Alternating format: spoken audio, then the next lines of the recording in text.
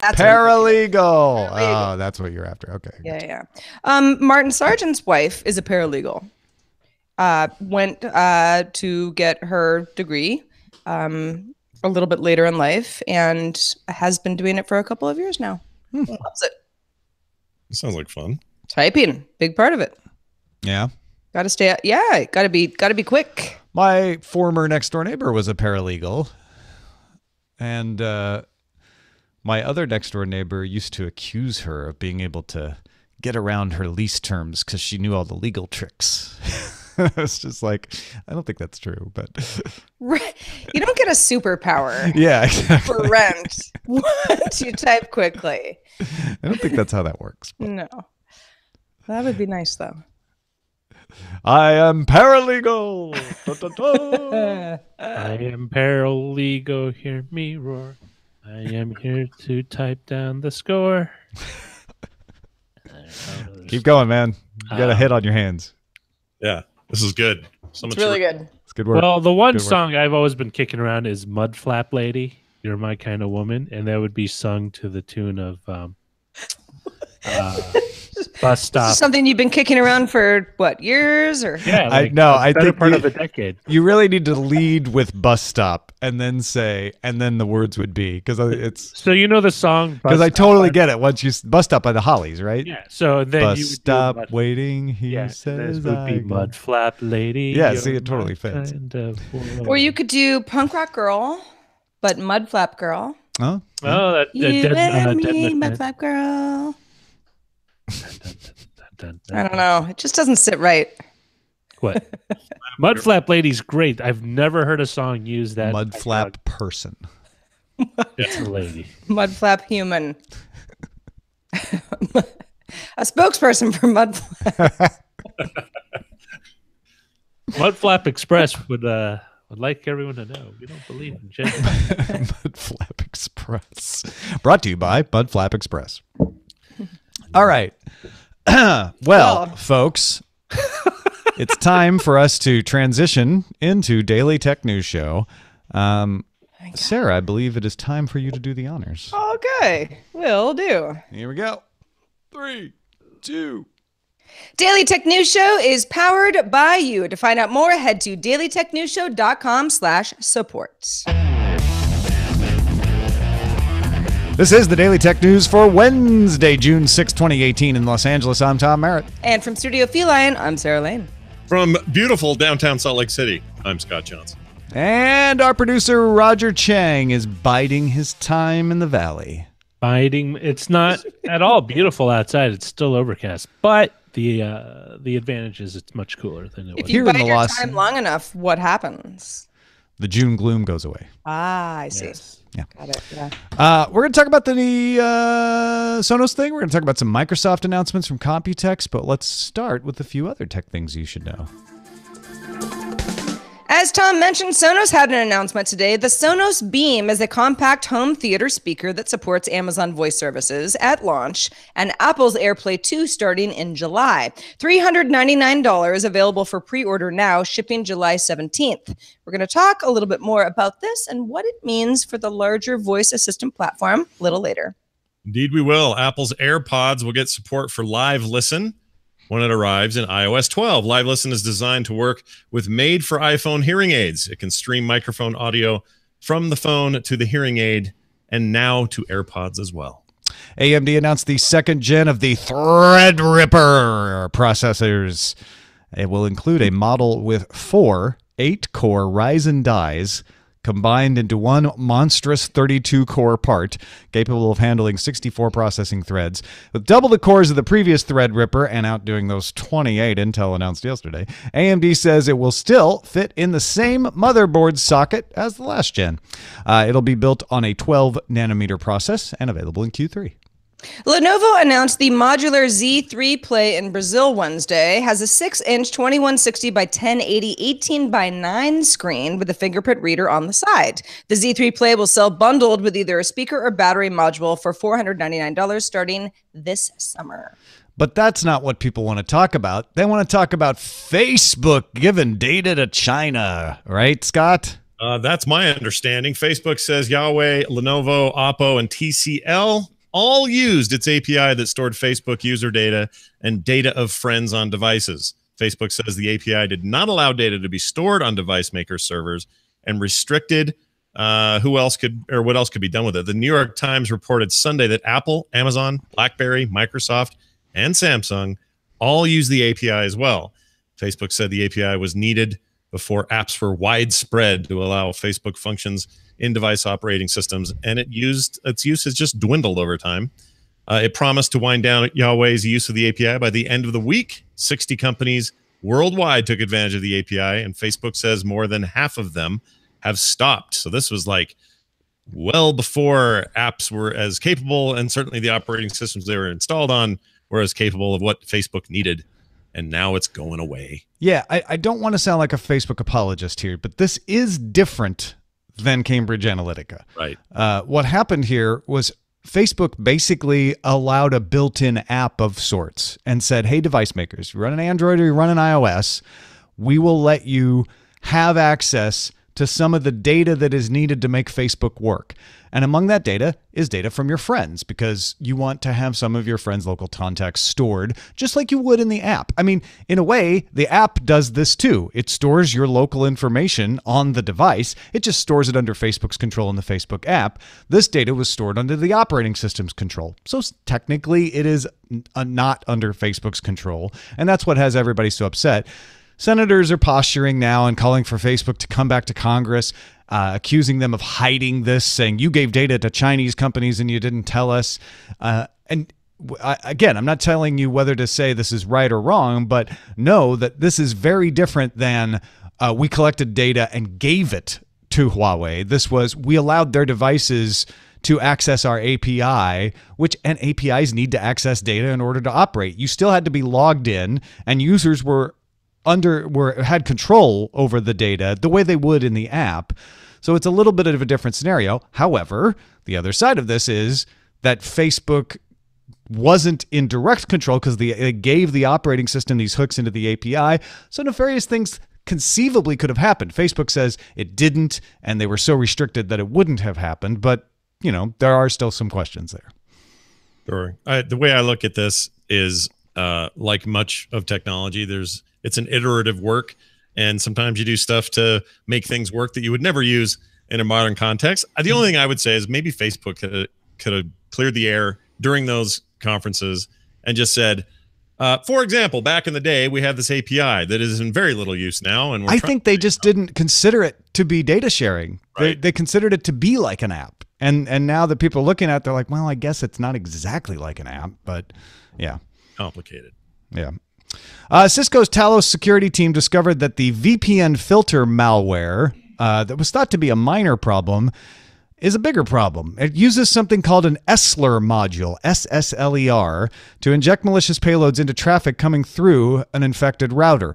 The malware can capture passwords, send them to botnet servers. It can strip away secure connections and modify page content. One example given in an Ars Technica article by Dan Gooden was modifying a bank's page to display your normal balance in order to hide that the botnet was removing funds from the account. Ooh, yeah. dirty. That's a possibility. They're not saying it did happen, but it could. Also, a packet sniffer module was discovered that specifically looks for industrial control systems at specific IP addresses. VPN filter targets almost all the routers. I'm just not even going to bother to name them. There's very few that aren't targeted, and the ones that aren't named might also be targeted. About 200,000 routers worldwide are estimated to actually be at risk. Most of them are in Ukraine.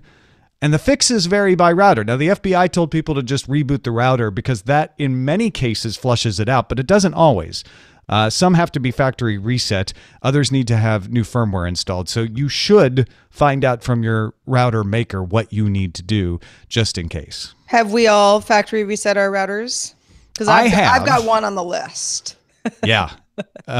You should check with the router maker to find out what they say about VPN filter and then do that.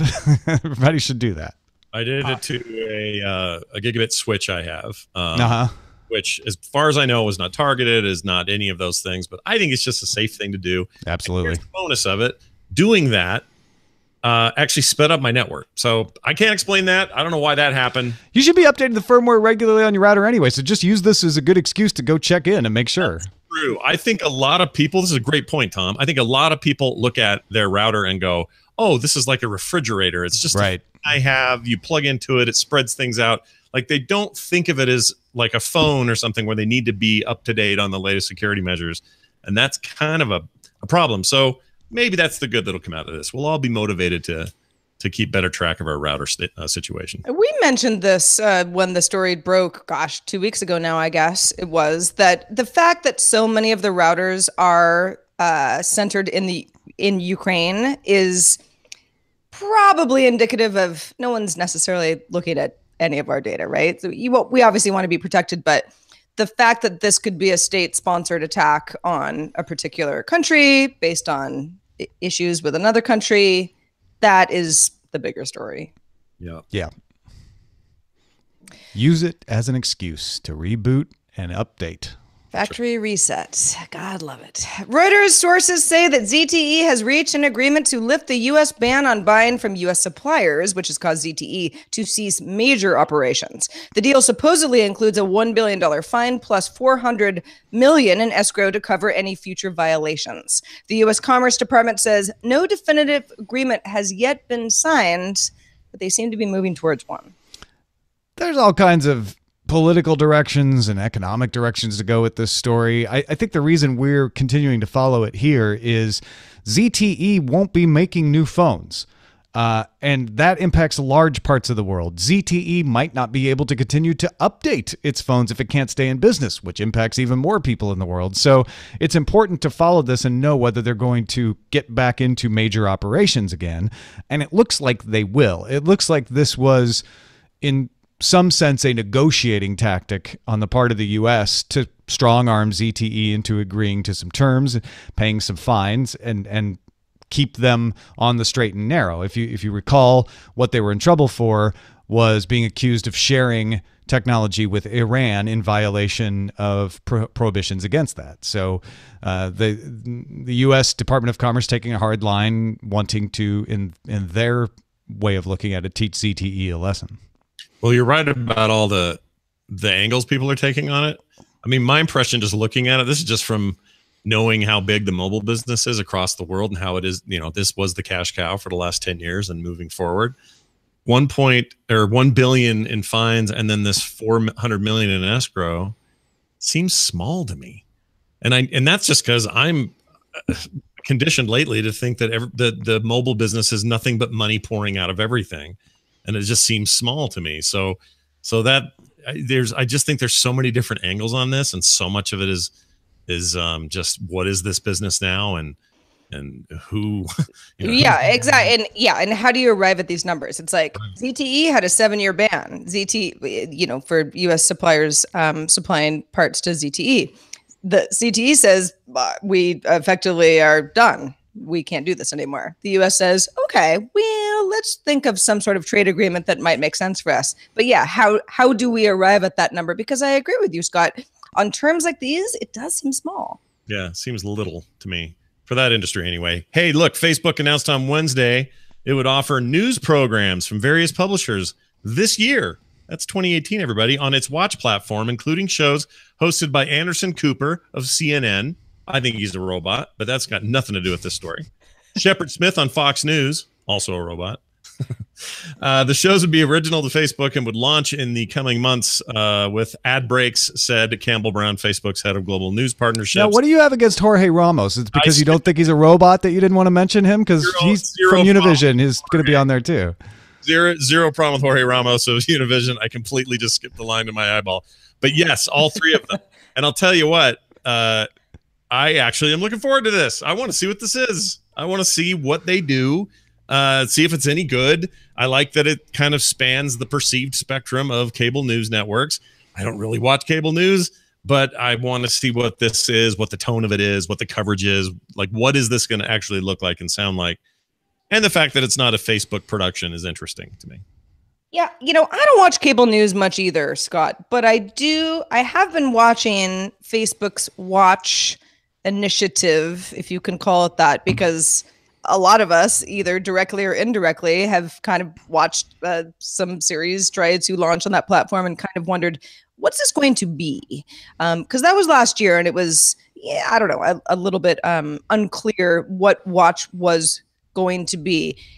In the sense of Facebook saying, all right, we want credible journalists who are respected, on many platforms, but political platforms rather, and we think that this is the best way for exclusive content to Facebook, that someone like Anderson Cooper, if you happen to be a fan of his, or Jorge Ramos, or Shepard Smith, or whoever, then I'm at least going to, check in with that and see if it feels different than what I think a lot of people are already really have become tired of, in the general cable sense. Yep. I don't watch Univision, and so I can't really say, but I have no use for seeing CNN, MSNBC, or Fox News anyway. Putting it on Facebook ain't gonna make it better for me. But what if it was those who follow Patreon and get the alternatom takes? There's a little alternatom coming out there. Well, but what if it was okay? Let's say you don't like whatever the Anderson Cooper show is, 360 or whatever it's called. But if it's something very different on the Facebook platform, it's still him from that outlet. True. I got no use for those. What if it's something? I'm with Putting Sarah. it on Facebook doesn't change who's doing it. Do you not like? But if the content is different, Why would it be different? well, it's like saying, oh, if Sarah Lane does a tech news show, if she does any other show, it's just going to be the same show. Yeah, but this is not a different show. This is the news. This is a news show. They're just streaming it on Facebook. I need to see it. I'm with Sarah on this. I think I need to see it first before I can say, because I think there are way better outlets for news than these. I completely. Well, you heard it here. Tom does not want to watch Facebook Live. TV news in America is useless to me. They have a chance to do something maybe different. I'm not saying they're going to, just saying they have a chance to. So let's see what they do. All right.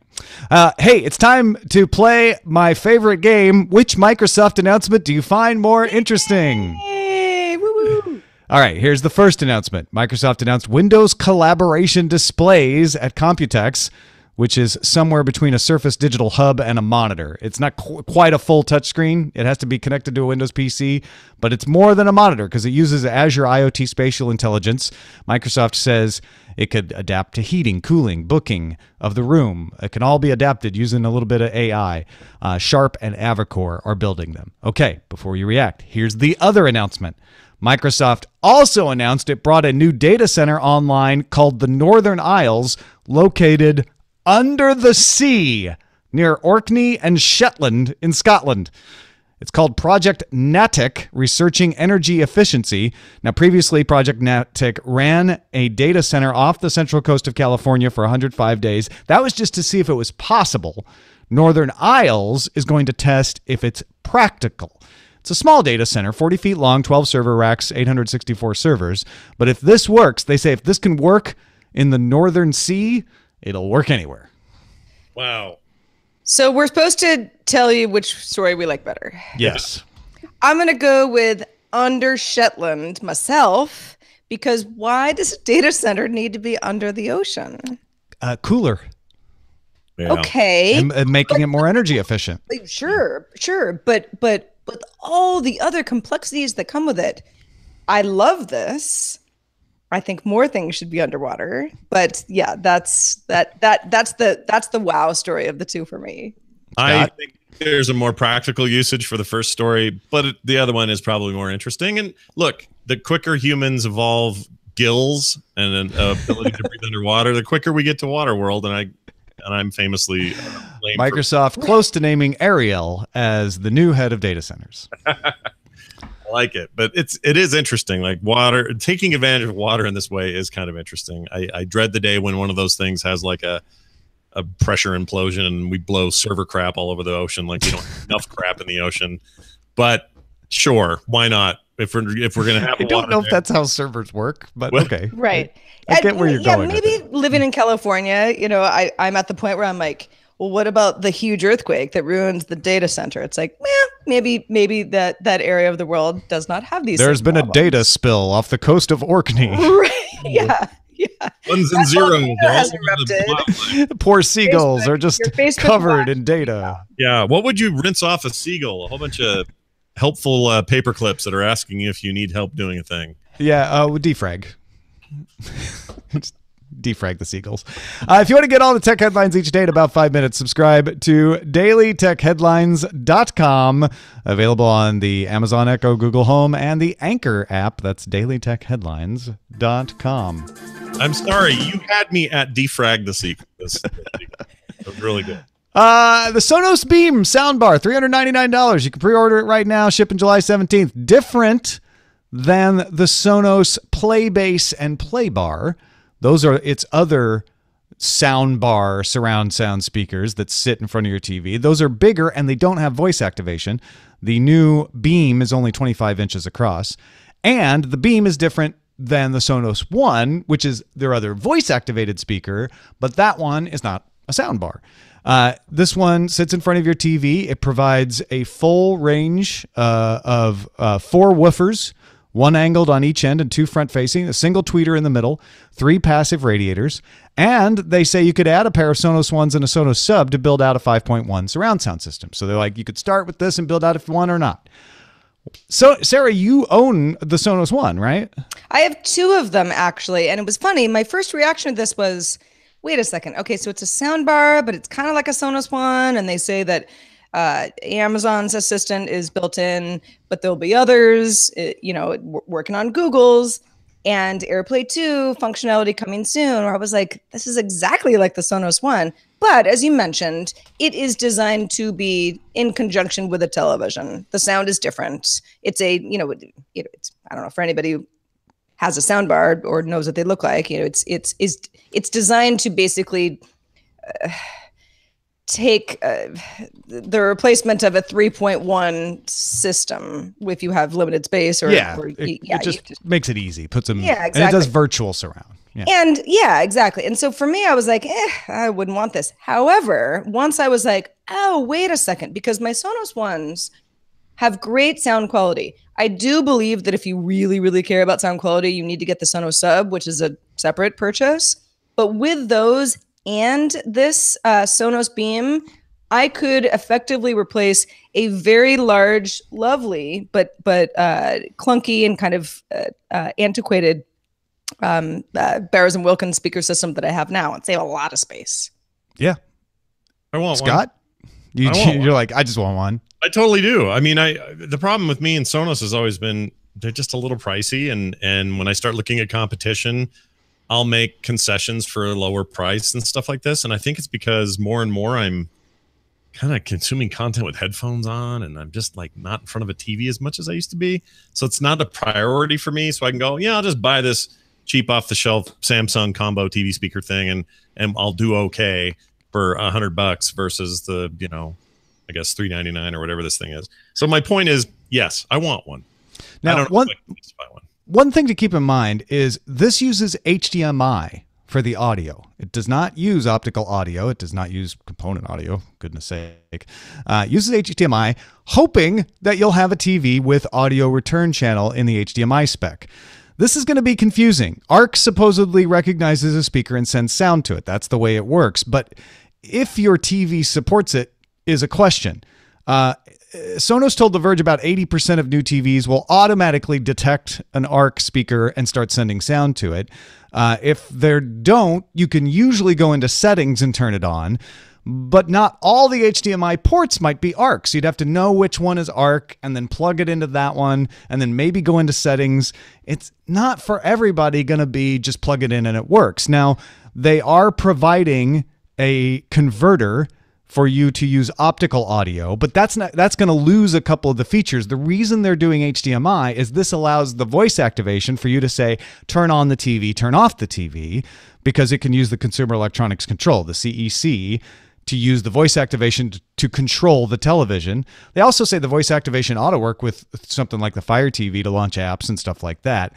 But it's only one port. they don't want to be your HDMI switcher. They're trying to future-proof themselves. So that's something to keep in mind. The other thing is they're getting AirPlay 2 in July.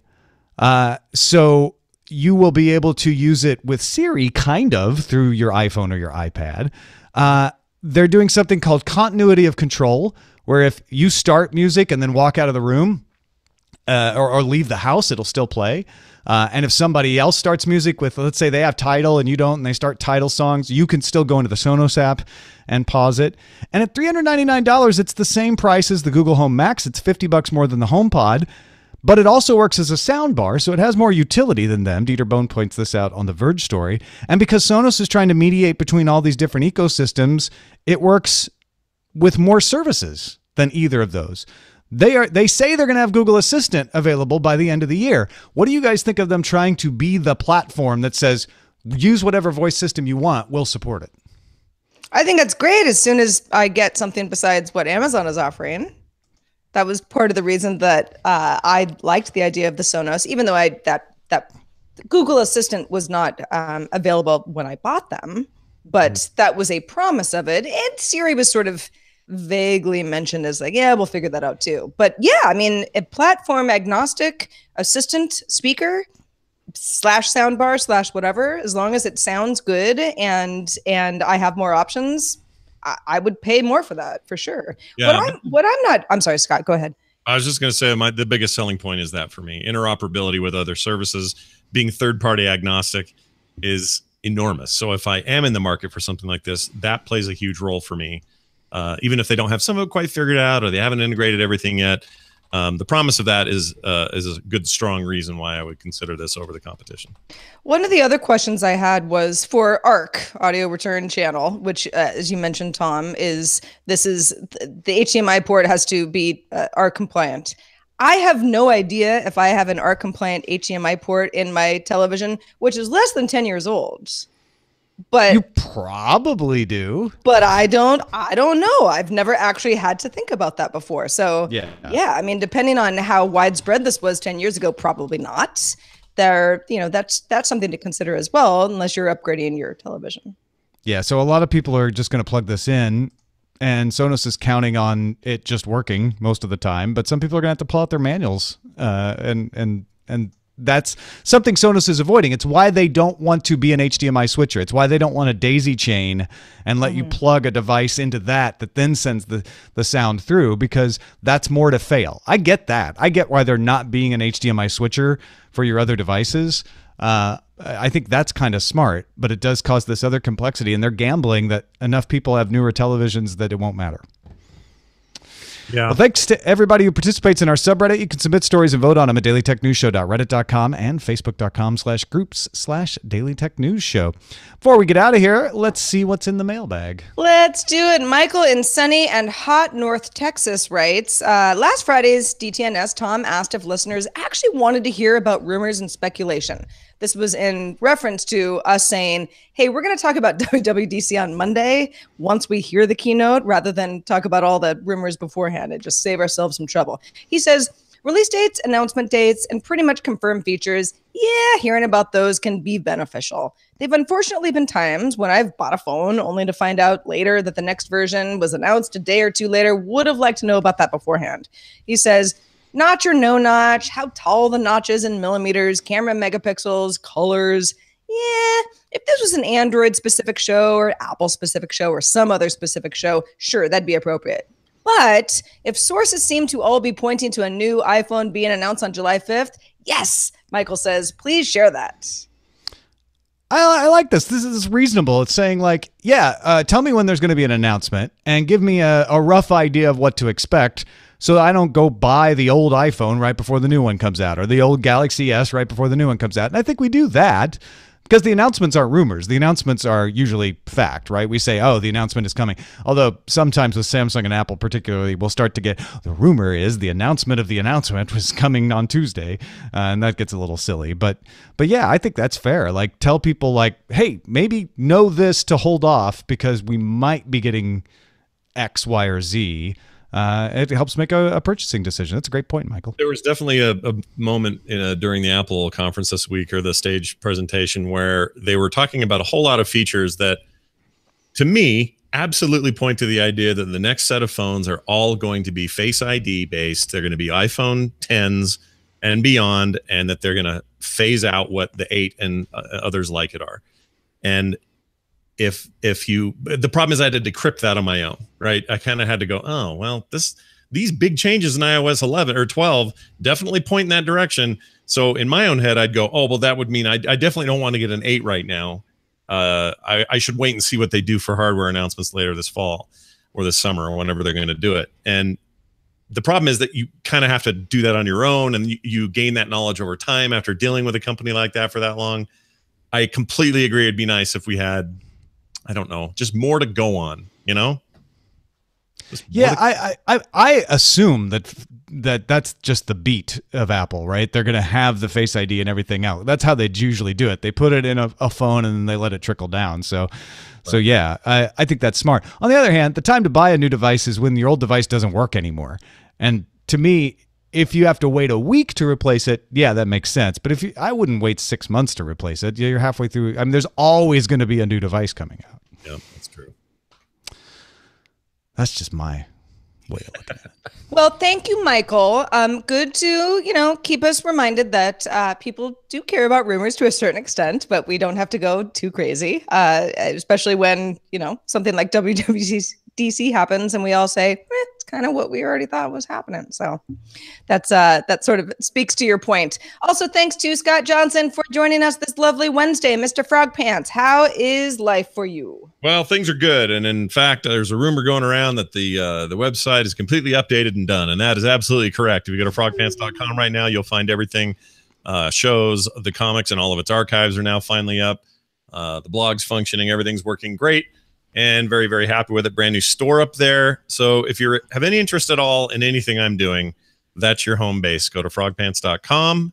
And for all my other random ramblings, follow me on Twitter at Scott Johnson.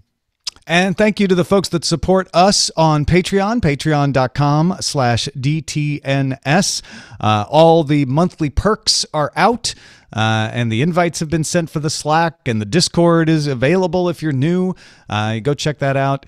You can find the information by logging into Patreon at patreon.com/DTNS. We thank every single person who supports us. And if you want to support us even a little more, or if you can't support us regularly on Patreon, but you'd like to do a one-time support, there's all kinds of ways to do that. You can find it at dailytechnewsshow.com/support. Our email address, if you have questions, comments, ideas, or the like, please send it to us, feedback@dailytechnewsshow.com. If you'd like to join us live, we'd love to have you Monday through Friday at 4:30 p.m. Eastern, 2030 UTC. Find out more at dailytechnewsshow.com/live. Back tomorrow with Justin Robert Young. Talk to you then.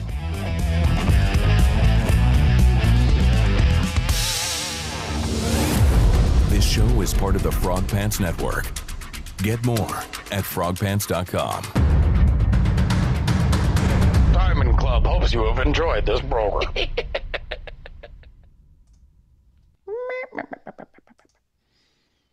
Hey, dog, good show. What should we call it? We got a good... Defrag the Seagulls is already my pick, but That's pretty good. it's pretty good. Saltwater servers, SWS. You like that one? Saltwater servers. I think that's... That's actually, that's like the two major stumbling blocks with having a large underwater server farm. You have the immense pressure, but you also have the salt water, which is super corrosive. ARC-compliant HDMI ports are normally labeled with the letters ARC for easy identification. Well, and I, as soon as I realized that, I was like, well, if my TV wasn't, bolted to the wall, I'd Right. work a little bit harder. But it But your probably... ports are available. You Right. just got to get in there and Yeah, and it probably is. It's just not something I ever thought about flashlight. before. Yeah. Ooh, I did get a really cool email just now. Beneficiary claim. Sarah Lane is owed, all caps. We've reviewed your findings, and we think you may be the beneficiary of a recent class action. Congratulations. Thank you. Review your info now and click through to claim what's owed to you. Yeah, don't nice not button click on that. Claim settlement. Ooh, $1,000. What fun. Clicking on something in an unrelated email that you weren't expecting is never dangerous. No. And by that I mean don't ever click on that, people. I'm kidding. They also used my contact as, you know how Gmail doesn't recognize thoughts? So when I see one, I'm like, you don't know me. That's not necessary. You don't know me. You don't know me. Defrag the let's Seagulls. just defrag the Seagulls wins. It wins. It wins. Love that one. Okay. Well, congratulations on your $1,000 that you will lose from your account if you click on. Yeah, I actually have a special account for those kinds of things. Tom, did I tell you about my It's fishing? not that I don't want $1,000, but But that's not real. that's not what's happening. What were you going to say, Scott? Did you hear about the phishing scheme I fell for? Well, you did a whole episode on it on DTNS Labs. So indeed, he did. Oh, did I? Wait, no, not in labs. Did I? Yeah. Oh, yeah, I did. No, not that one. That wasn't a phishing scheme. That was just like a vulnerability server thing. Oh, okay. There was when you were on vacation, Tom. Yeah, while you were out of town. This was the Blizzard thing. Yeah, I did hear about that. Did you hear about it? I was confusing those two. Yes, you did. You told me about that. I swear. Or either you told me or I listened to the episode where you talked about it. To the episode. I told it on there, but man, what a kick in the groin that turned out to be. It's clever. That's really good. Like, it was beyond clever. That guy had to have listened to the show because there was no other announcement before I got his email. That means he listened. That means he then kind of knew. Somehow he knew that the codes had been sent to me by Blizzard already. He may have guessed. You probably just guessed. Yeah. It's good. But it all was like perfect guess, perfect timing, perfect diction, which unfortunately that makes a difference. Never judge on diction, but yeah, when you see misspellings, you get across the board it seemed legit until I went, wait a minute. Why are people coming back with bad codes? And I realized, oh my gosh, this guy completely got me. Smooth talkers are the worst. Oh. Yeah, when you hear from someone you weren't expecting to hear from, be careful. Yeah. Especially if they say they're from the IRS and you're going to be picked up by the sheriff in 45 minutes if you don't pay them $4,000 immediately over the phone. My wife had one of those. I did. I talked about when they called me a couple months ago now. It was right around tax time. So I guess, just a month and a half ago. But, preying on us all just being kind of nervous, like taxes and, making sure that's all going well. And I knew the scam. I had heard a friend explain this to me, and we all laughed and went, ha ha, that's so crazy. Why would you ever believe that? But when someone says you're going to prison, even if you know that they're completely full of there's that little doubt in your mind. Like, I don't want to go to prison. Yeah, it's still like, like your blood pressure rises. Yeah.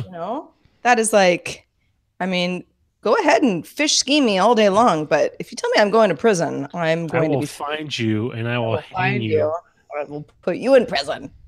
Yeah, I'm gonna hang you by your boots upside down. Yeah.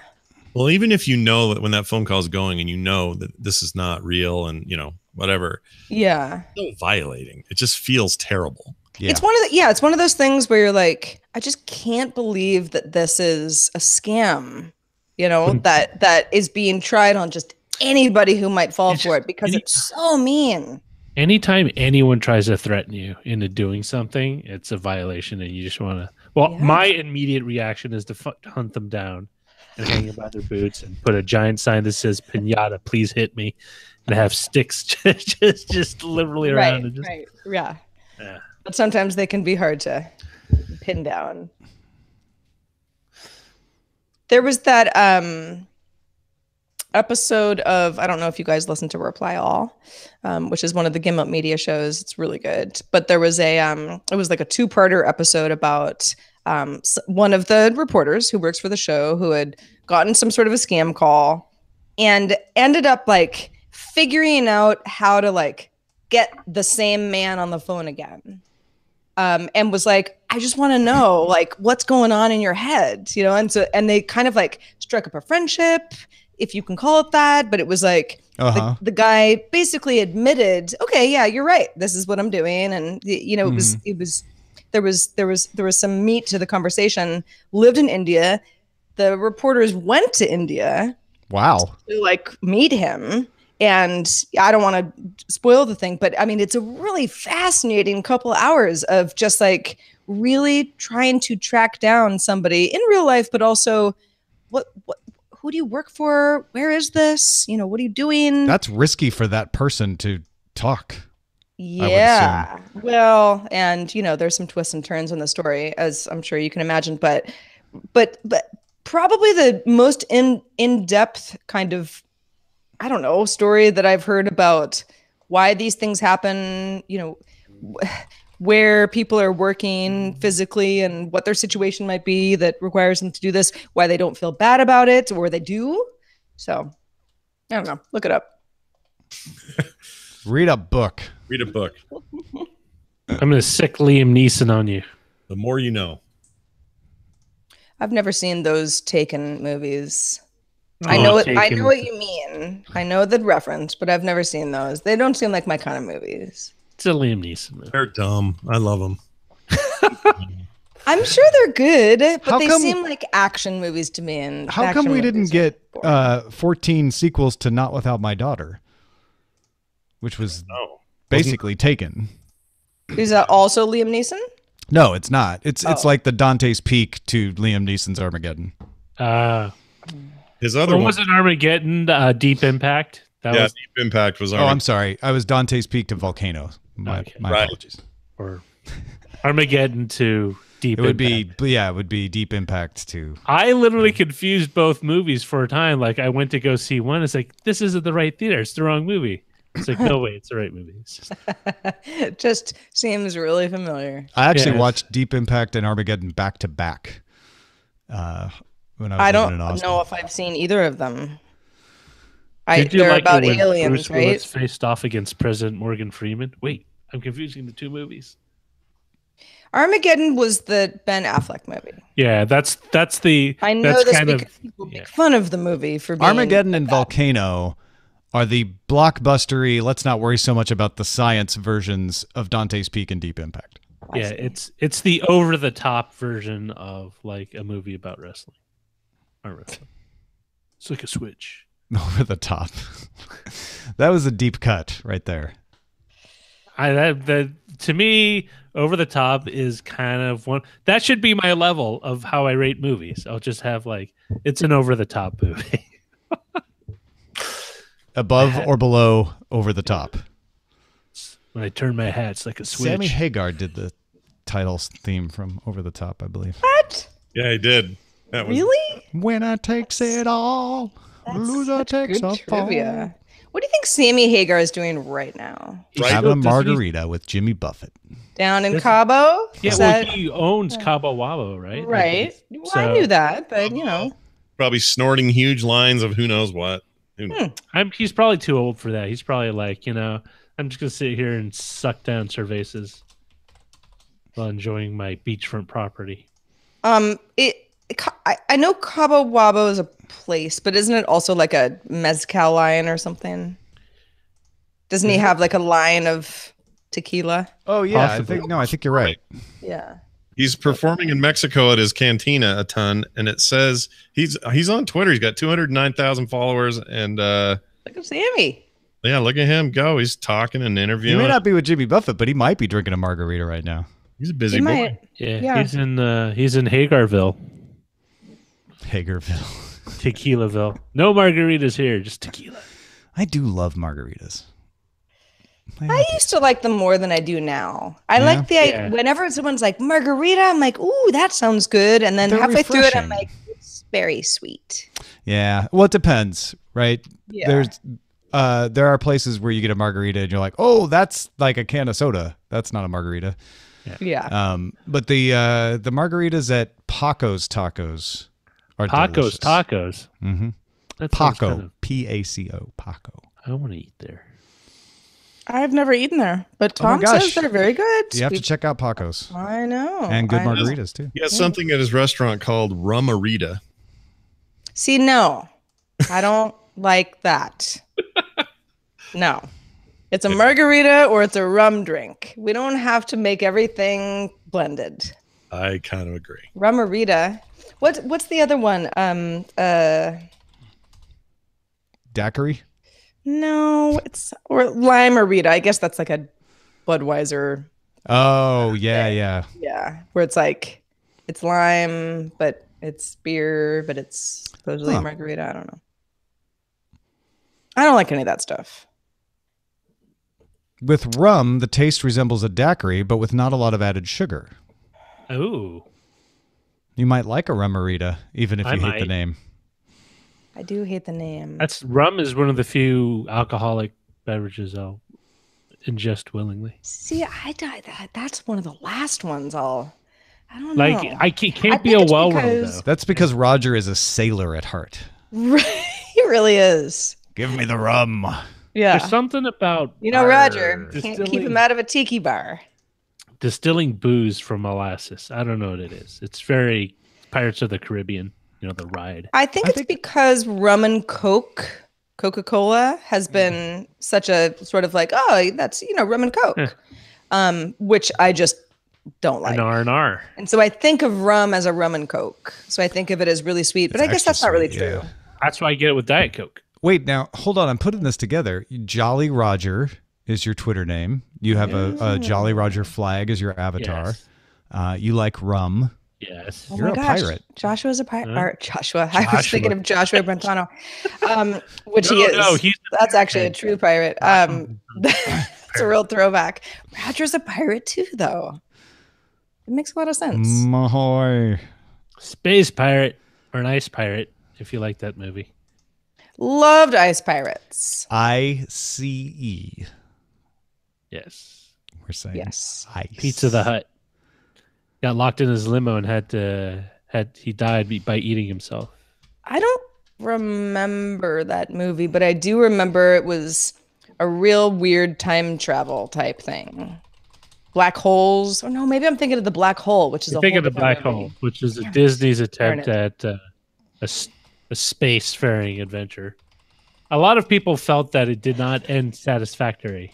This is my Bryce Dallas Howard, Jessica Chastain example. Ice Pirates, The Black Hole. I don't remember. I was in 3rd grade. We just saw Ice Pirates for Film Sack, and it is bad. Is it? It's I'm sure it is. Yeah. I mean, But it's watch, but bad in that you can really chuckle at like some of the stupid cracks they make. it is woof worthy for sure. Yes. But that's why you watch it. You don't watch it because it's like, this is the best comedy of all time. Well, when I was a kid, I did. I thought it was amazing. When I was It's young. because when you're kids, all you think are nudie jokes and like poo jokes and stuff you just got a dirty mind. Speaking of movies, what has everyone seen lately that they just loved? It doesn't have to be a new movie, just anything. I saw Tanya finally.